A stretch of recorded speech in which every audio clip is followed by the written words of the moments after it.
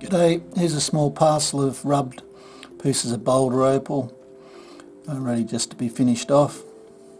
They're not super high grade material, but they'll give you some stones. I'll zoom in a bit. Okay, I've zoomed in. The rule's in millimetres, and I think I might have already said the material's been wetted to bring out the colours. This piece.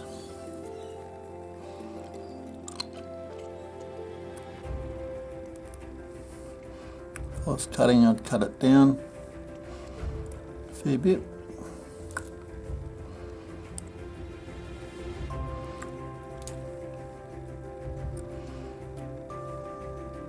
This has been ground a little bit hollow, so you need to be able to Dremel it.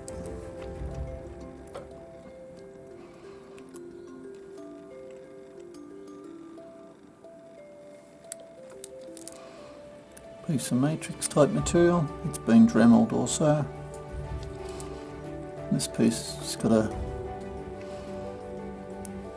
little bit of a flash, nothing exciting really.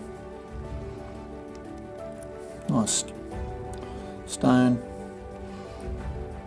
Anyway, hope you've enjoyed. Cheers.